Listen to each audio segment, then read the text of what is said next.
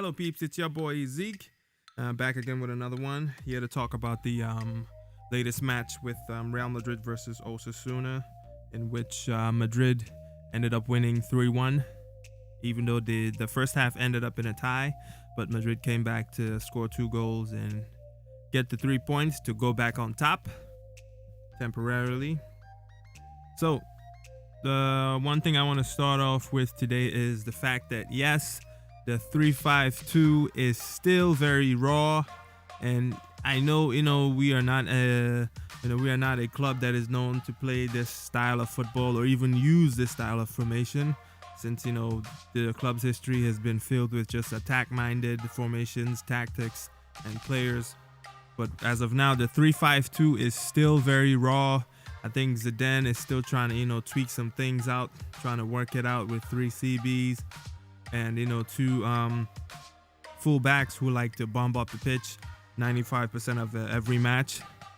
But I'm just saying to give it time. This is even though the only thing that I disagree with Zidane concerning this is that this is February. This is not the time to start trying out new formations and new tactics and giving players new orders and what to do, as opposed to before. I believe that should be done the first 3 or maybe 5 months of the season. After that, he should come to a conclusion on what he's going to use for the remaining 5 months of the season. Now, back to the match. And I just want to say, even though I'm not trying to be petty, but even though the Danilo injury happened, I don't think Zidane would have made those substitutions.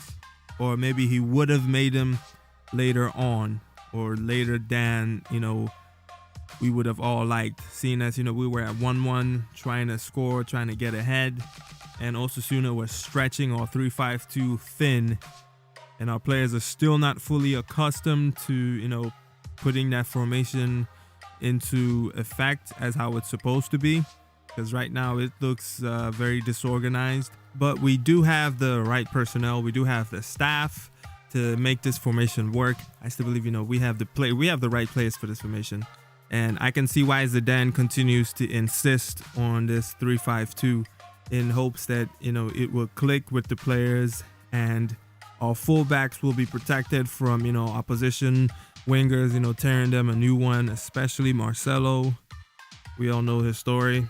And at the same time, we can also overflow, or at least overload, the midfield whenever they try to cut through us. But again, it takes a lot of commitment for such a formation, a lot of running, a lot of ball recovery and such. But again, we have the players to do it. It can be done. It's not going to be easy, as with anything new, but I believe it can be done. And that's all I have to say today. It's a very short recap for the match. And I'll be talking more about Karim Benzema and Danilo's injury in some upcoming videos. Watch out for those. Let me know what you think in the comment section. Like and share this video, and don't forget to subscribe. I'm out.